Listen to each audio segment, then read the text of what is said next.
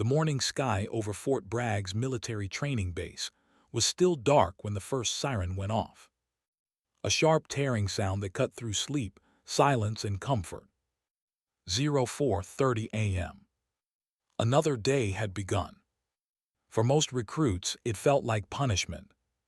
For Emily Carter, it felt like repetition of a life that had already stopped making sense. She opened her eyes before the alarm even finished its second ring. No panic, no surprise, just silence. The kind of silence that grows inside a person when they've already survived the worst thing life can do. She sat up slowly on her bunk.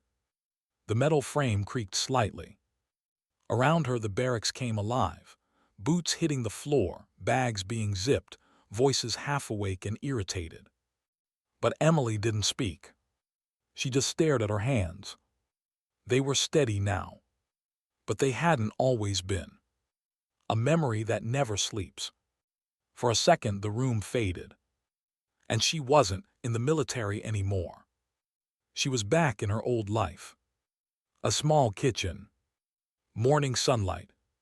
Her younger brother laughing as he spilled cereal on the table. Her mother shouting playfully from another room. Her father reading the newspaper, pretending not to smile. A normal morning. A perfect morning. The kind of morning you never realize is the last one. Then the crash. Metal screaming. Glass exploding. A moment so fast it didn't feel real. And then, nothing. Emily blinked hard. The barracks returned. Cold gray, real. She exhaled slowly. That was her routine now. Remember. Break slightly. Then rebuild. Every morning. Formation begins. Outside, the recruits stood in perfect lines. Uniforms pressed. Faces tired. Eyes still full of doubt. Sergeant Hale walked like a shadow in front of them. His boots hit the ground with purpose, like every step was a warning. He stopped suddenly. Silence fell instantly. His eyes scanned them like he was measuring weakness. Finally he spoke. Out here, nobody cares who you were. A pause. Only who you become. His gaze landed on Emily. Longer than the others. Like he was waiting for her to react. She didn't. That irritated him. You, he said sharply, Carter. She stepped forward one pace. Yes, Sergeant. He circled her slowly. You think you're ready for this life? Emily answered without emotion. I'm here, sir. A few recruits exchanged looks. Hale smiled slightly, not a kind smile. A testing one. We'll see how long that answer lasts. The first punishment of the day. Training started immediately. No warm-up. No easing in. Just chaos. DOWN push UPS. The ground swallowed them. Mud-soaked uniforms instantly. Emily's palms hit the dirt. Cold, wet, heavy. 1, 2, 3. The voices around her shook. Arms trembling. Breathing breaking. But Emily kept moving. Not fast. Not slow. Just steady. Like she had learned long ago that survival isn't about strength. It's about not stopping. FASDER. Sergeant Hale's voice cut through the field like a whip. A recruit beside Emily collapsed halfway through. Get up, someone shouted. But he couldn't. His body refused. Hale didn't hesitate. 10 extra laps for everyone. Groans spread across the group. Emily said nothing. She simply stood with them when ordered. And started running. The weight of the gear. Next came the endurance run. Heavy backpacks. Weighted vests. Rifles strapped across shoulders. The ground ahead looked endless. Move, Hale shouted. And they ran. At first it felt possible. Then it felt hard. Then it felt impossible. And then it became survival. Emily's lungs burned. Her legs screamed. Her vision blurred slightly at the edges. But she didn't slow down. A recruit ran beside her, struggling. "You're too fast," he gasped. She didn't respond. She just kept her rhythm. Step. Breathe. Step. Breathe. Because if she stopped thinking, she didn't remember. And if she didn't remember, she didn't break. The first crack. Halfway through the run, someone fell again. This time it was closer to Emily. A girl, barely holding herself together, collapsed into the dirt. "Leave her," Hale shouted. No one stopped. No one was allowed to. Emily ran past her, just like everyone else. But something inside her tightened. Not sympathy. Not hesitation. Something older. Something deeper. Memory. Her brother's voice. "You always help people, Em." The sound of laughter. The smell of home. Gone in a second. Emily slowed. Just slightly. A fraction of hesitation. And Hale noticed immediately. "Carter," he barked. Her steps locked again. Back into rhythm. Back into control. The test begins without warning. Without stopping the run, Hale added more weight. A soldier ran alongside them, handing out extra gear. "Double load," he ordered. Groans spread instantly. Emily's backpack became heavier. Her shoulders sank slightly. But she adjusted. She always adjusted. A recruit next to her whispered, "You're insane. How are you still going?" Emily didn't look at him. But she answered quietly, "I don't have anywhere else to go." That was all. No drama. No emotion. Just truth. Night approaches. By the time training ended, the sun was already gone. The recruits dragged themselves back into the base. No one spoke. No one joked. Even breathing sounded tired. Emily entered the barracks last. Mud covered her boots. Dust covered her face. But she stood straight. Always straight. Inside, the room was loud again, but softer. Complaints. Groans. Water bottles opening. Bandages being wrapped. A recruit tossed his gear down angrily. "This is torture," he said. Another replied, "This is hell." Emily sat on her bunk. Silent. Listening. But not responding. The loneliest moment. When the room finally quieted down, Emily stepped outside alone. The base was dark now. Only distant lights flickered. She walked slowly until she reached the edge of the training field. Wind brushed against her face. Cold. Sharp. Real. She sat down on the ground. For the first time all day, she let her shoulders drop slightly. Not weak. Just human. And then, the memory came again. No warning. No permission. Her mother's voice. Her father calling her name. Her brother laughing. Then silence. That same unbearable silence. Emily closed her eyes tightly. Her fists clenched. Her breathing became heavier. For a moment, just a moment, she felt it again. The collapse. The loss. The emptiness that never fully leaves. A tear fell. She wiped it immediately. Angrily. Like she refused to let even 1 second of weakness exist.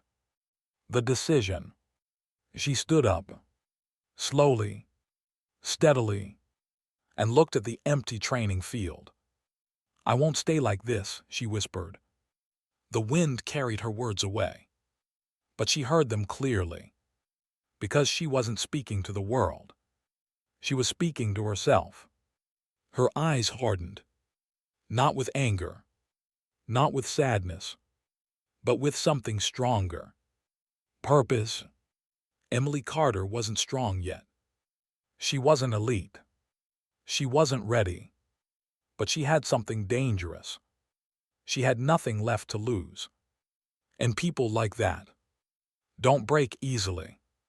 The morning didn't feel like a morning anymore.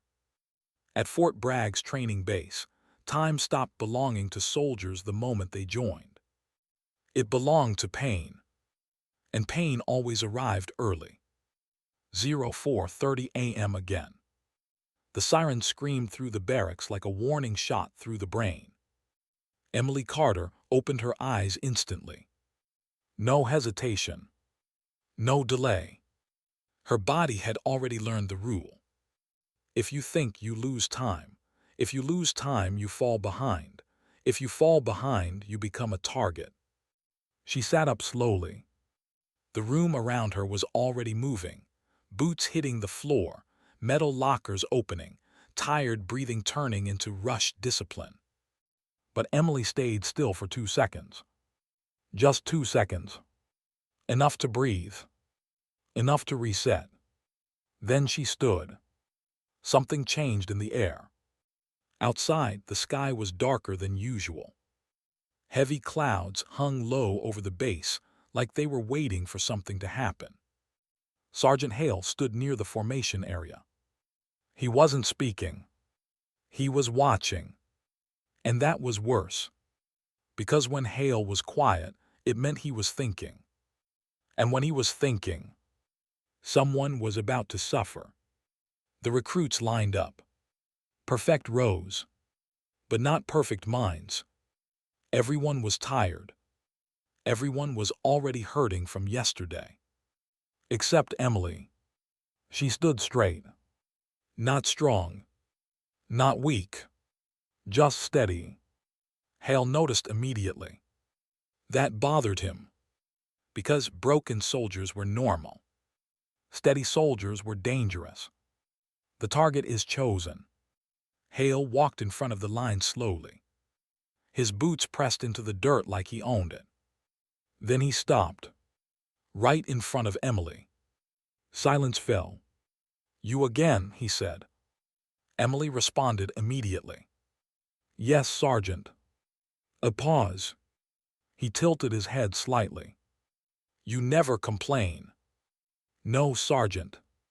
"You never slow down." "No, Sergeant." He leaned closer.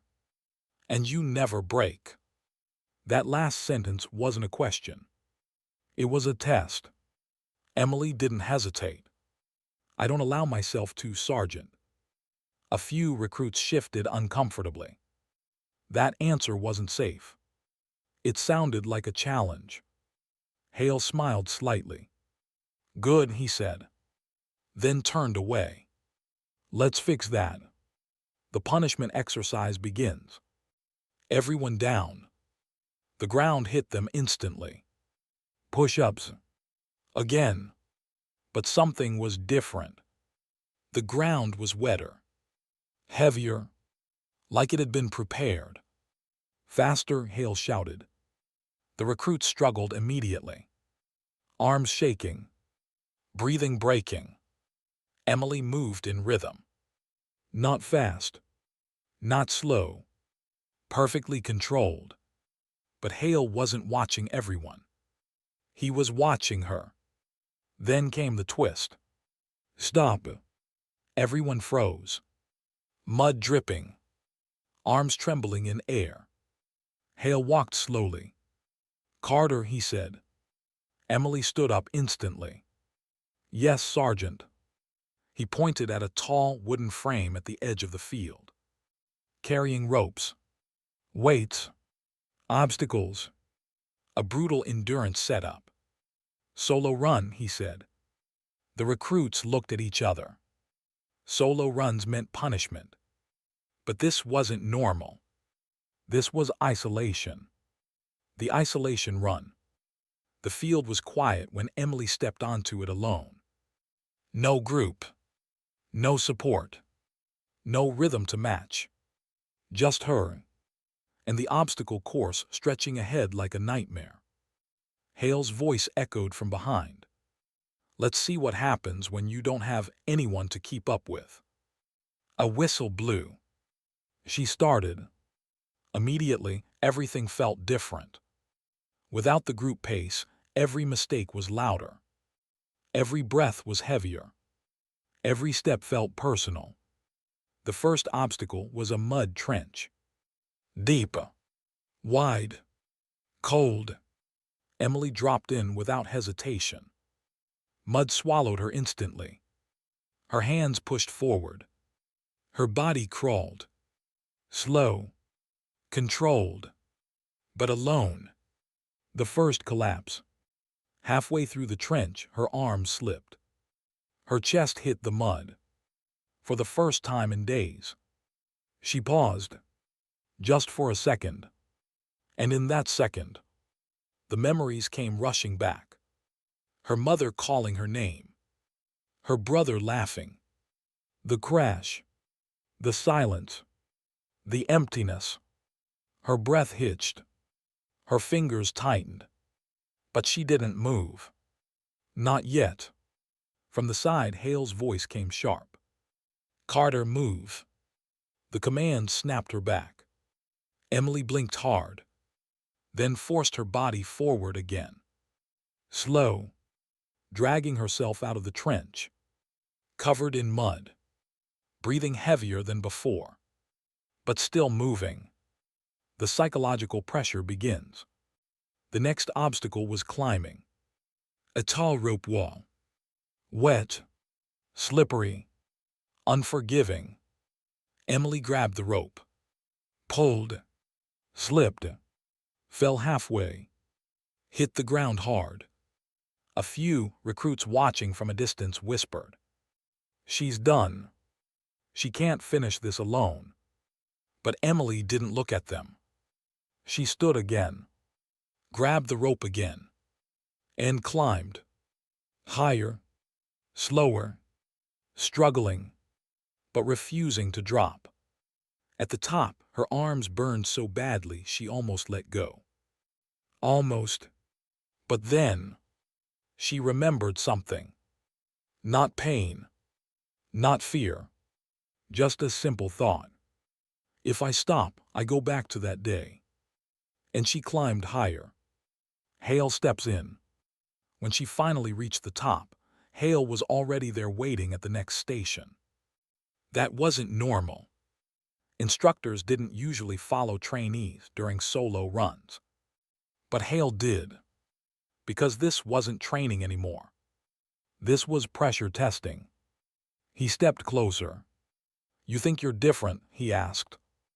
Emily was breathing heavily. No, Sergeant. You think you're stronger than the rest. No, Sergeant. He leaned in slightly. Then why don't you break like them? That question hit harder than any physical drill. Emily looked up slowly. For the first time, her voice changed slightly. I don't know how to quit, Sergeant. A long silence followed. Even Hale didn't respond immediately. Then he stepped back. Then we'll teach you, he said. The collapse that almost happened. The final stage of the run was endurance sprinting with weight. Emily started running. Fast. But her body was reaching its limit. Her breathing became uneven. Her legs felt like they weren't responding properly. Each step was heavier than the last. Her vision blurred slightly. The world narrowed. Until she tripped. Hard. She hit the ground. Dust exploded around her. And this time, she didn't move. Silence. From a distance, the recruits watched. Even Hale didn't speak. Emily lay there, breathing, but not moving. For the first time since she arrived at the base, she looked defeated. And inside her mind, everything went quiet. No commands, no training, no discipline, just memory. The crash, the loss, the emptiness, and a thought she had buried for a long time. I can't do this anymore. The turning point. Seconds passed. Maybe 10. Maybe more. Then, a voice broke through the silence. Not Hale. Not the recruits. Her own voice. Inside her head. You already lost everything once. A pause. So what are you afraid of losing now? Something shifted. Her fingers moved slightly. Then her arms. Slowly, painfully, she pushed herself up. Not fast. Not strong. But intentional. She stood. Mud-covered. Shaking. Barely stable. But standing.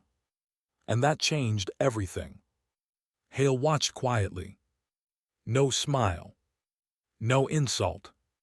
Just observation. Emily looked forward. And started running again. The base didn't feel the same anymore. Not because it had changed, but because Emily Carter had. After the solo run, she wasn't celebrated. No one clapped. No one congratulated her. That wasn't how Fort Bragg's worked. Here, survival was expected. Anything less meant failure. Anything more meant attention. And attention was dangerous. The morning after the breaking point, the siren didn't feel as loud anymore. 04:30 a.m. Same time. Same order. Same routine. But Emily felt different. Her body still hurt from yesterday's punishment run. Her legs were heavy. Her shoulders tight. But she stood up faster than before. No hesitation. No pause. Something inside her had shifted. Not healed. Not fixed. But awakened. In the barracks, recruits were already whispering. She didn't fall for real yesterday. She should have been removed. She's not normal. Emily heard everything. She didn't respond. She just tightened her boots. Because she had learned something important. Words don't break you. Doubt does. And she had stopped letting doubt in. Sergeant Hale changes the game. When they formed up outside, Sergeant Hale was already waiting. But something was different in his eyes. He wasn't just testing anymore. He was studying her. Like a problem that refused to behave normally. He walked in front of the line. Yesterday, he said, some of you learned what failure looks like. His eyes stopped briefly on Emily. And some of you learned what refusing failure looks like. A long silence followed. Then he spoke again. Today we go further. A truck arrived at the training field. But not a normal one. Black paint. Covered windows. Military markings. The recruits exchanged nervous looks. Emily noticed immediately. This wasn't standard training.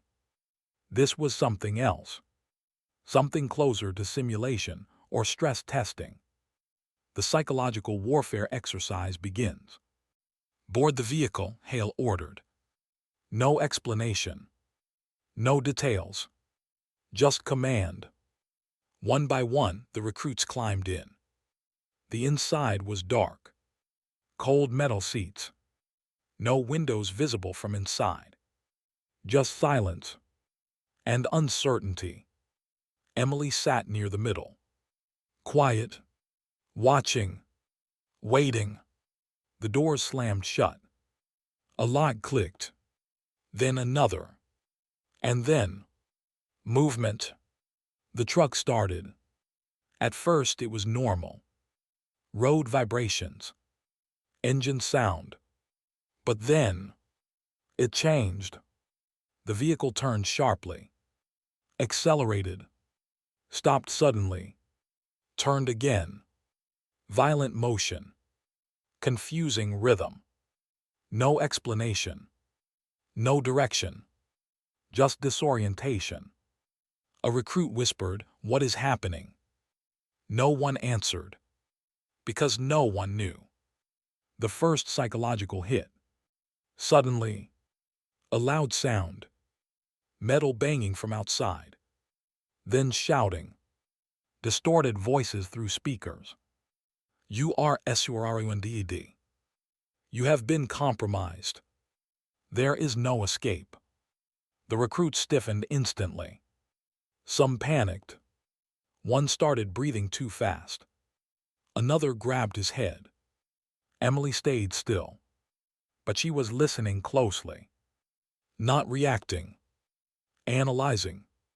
The truck jerked again, then stopped. Silence. Heavy silence.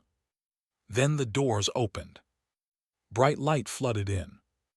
The simulation field. They were dropped into a fake urban zone. Collapsed buildings. Dust-filled streets.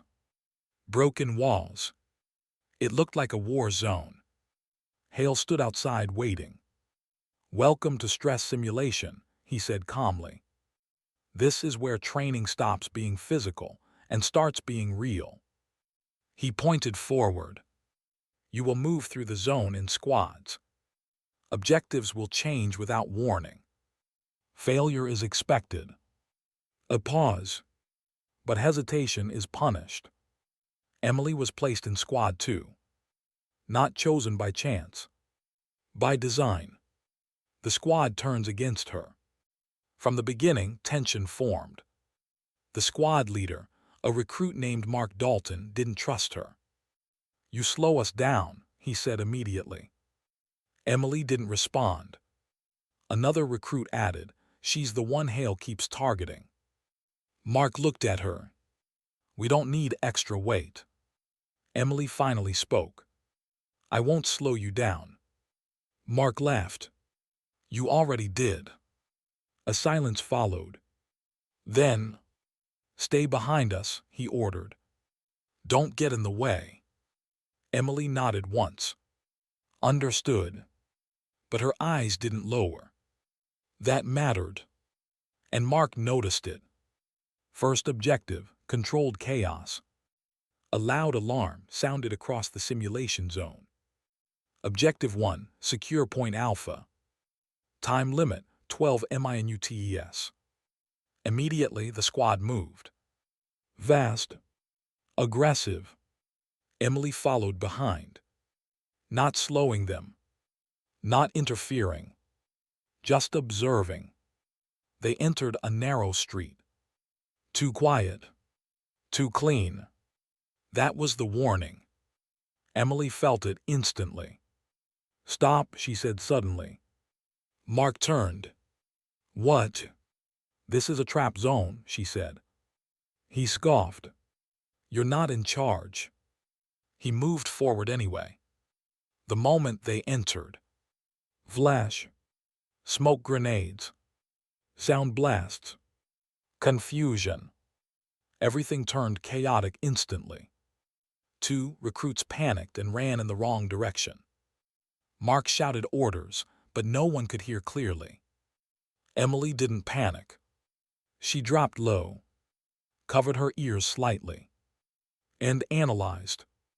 Emily takes control without authority. Through the smoke, she saw movement patterns. Not random.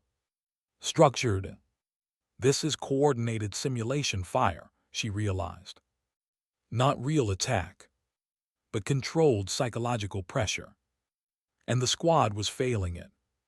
"Left side clear," someone shouted wrongly. It wasn't clear. It was a trap. Emily moved. Vast. Grabbed the recruit's shoulder. "Wrong direction," she shouted. He froze. She pointed. "Move through the broken wall, not the street." He hesitated, but followed. Mark saw it, and didn't like it. The shift begins. Despite resistance, Emily started guiding movements. Not commanding. Not ordering. Correcting. Adjusting. Preventing mistakes. One recruit avoided a simulated elimination zone because of her. Another avoided a trap corridor. Slowly, the squad started surviving better. But Mark grew angrier because control was slipping from him and going to her. The confrontation inside the simulation. At Objective 2, tensions exploded. Mark grabbed Emily's arm. "What are you doing?" he snapped. "Saving the mission," she replied calmly. "You're not in charge." "I'm not trying to be." "Then stop acting like you are." A pause. Then Emily looked at him directly. "If I stop, we fail." That silence hit harder than shouting. Before Mark could respond, boom! Another simulated strike. The building shook. Debris fell. 2 recruits were separated. Chaos returned. Emily's first real leadership moment. No orders. No structure. Just survival. Emily moved instantly. "Follow me," she shouted. Mark hesitated, but the recruits didn't. They followed her instinctively. She moved through broken corridors, avoided dead zones, used angles, used timing, used logic, not emotion. For the first time, the squad wasn't just surviving. They were advancing. Mark watched, slowly realizing something uncomfortable. She wasn't lucky. She wasn't reckless. She was trained in a way he didn't understand. The final challenge of the simulation. Objective 3 activated. Hostile extraction zone engaged. The simulation escalated. Now it wasn't just obstacles. It was active pursuit systems. Moving targets. Sound-based disorientation. Forced decisions under pressure. The squad split again. Mark shouted orders, but confusion was too high. Emily stepped forward. "2 groups," she said. "We cover left corridor, you take right." Mark stared at her. "That's my call." She didn't argue. She just said, "Then make it fast, we're losing time." That broke him slightly, because she wasn't challenging him. She was already ahead of him. End of Part 3 moment. As they moved deeper into the simulation zone, something changed completely. Emily was no longer the weakest recruit. She was no longer the target. She was becoming the anchor the squad didn't know they needed. And in a place designed to expose weakness. She had started revealing strength. Not loud strength. Not aggressive strength. But calculated survival strength. The kind that changes outcomes. And Sergeant Hale was watching everything. Silently. Carefully. Like he already knew. This was no longer just training. It was transformation. The simulation zone had gone silent. Not calm. Not peaceful. Silent in a dangerous way. The kind of silence that meant something was still moving, but you just couldn't see it yet. Emily Carter stood at the center of her squad's position, breathing steady, eyes scanning every broken wall and shadowed corner. Dust floated through the air like ash from a forgotten war. Her uniform was torn. Her face was streaked with dirt. Her body was exhausted. But her mind was sharper than it had ever been. The final phase begins. A loud mechanical voice echoed across the zone. Final objective initiated. Survival status priority 1. Extraction point will open in 9 minutes. A pause. Then the final line. Not all participants are expected to reach it. The message ended. And everything changed. Mark Dalton's squad regrouped behind a broken concrete barrier. Everyone was breathing heavily. Some were injured from earlier simulated hits. Tension was thick. No one spoke at first. Then Mark looked at Emily. "This is your fault," he said quietly. Emily didn't react. "You took control," he continued. "Now we're scattered, exposed." Emily interrupted him, calm but firm. "If I hadn't, half of us would already be eliminated." A silence followed, because no one could deny it. Not even Mark.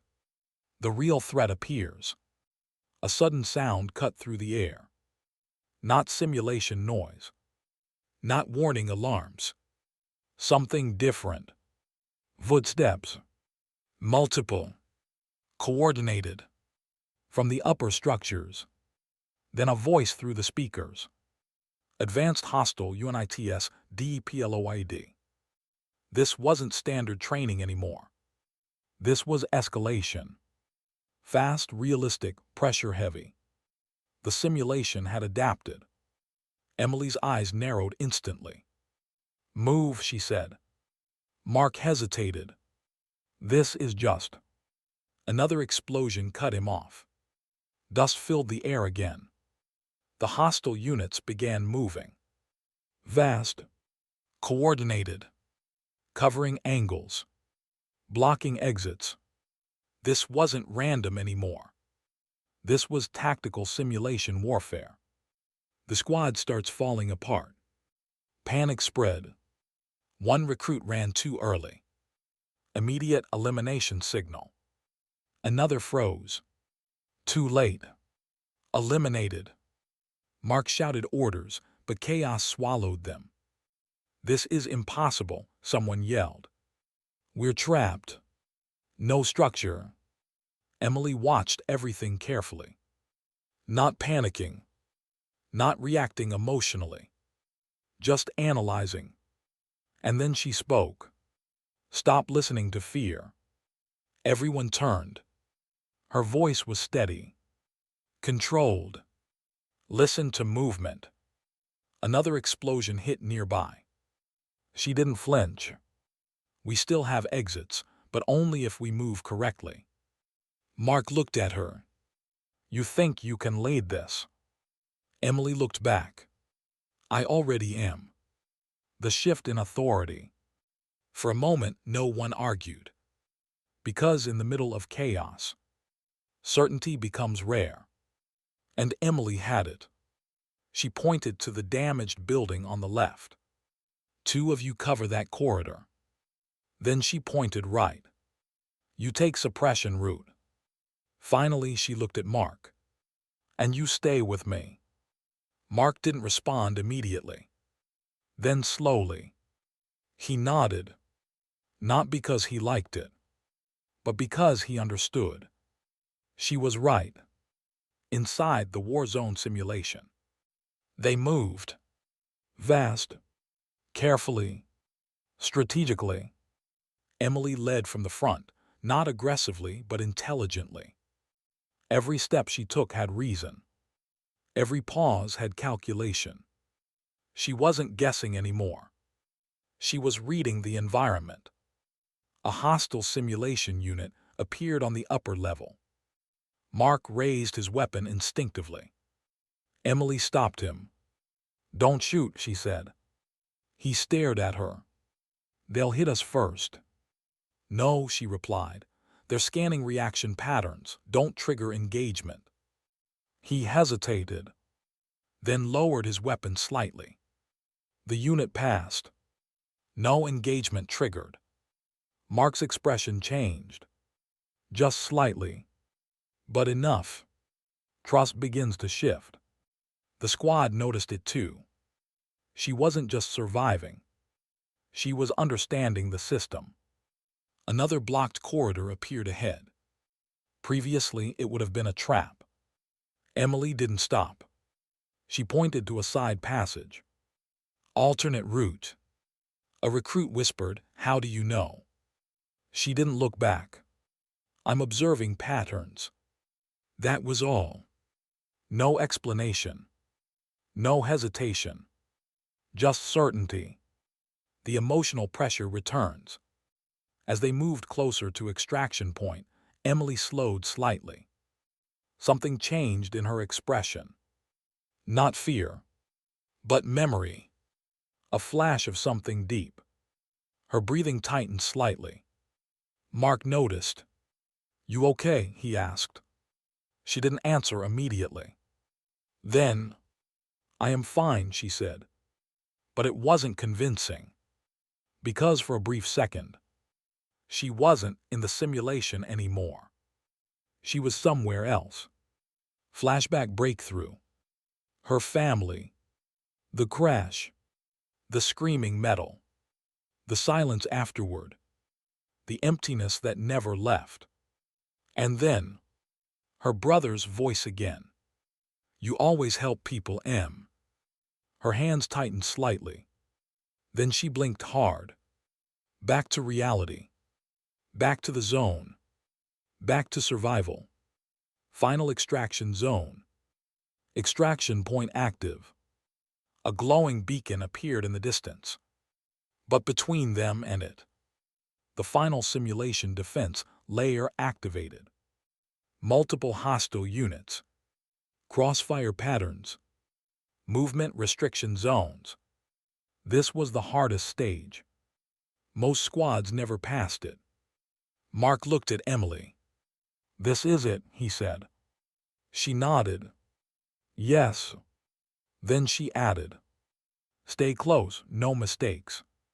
He almost responded sarcastically, but didn't, because now he trusted her more than he wanted to admit.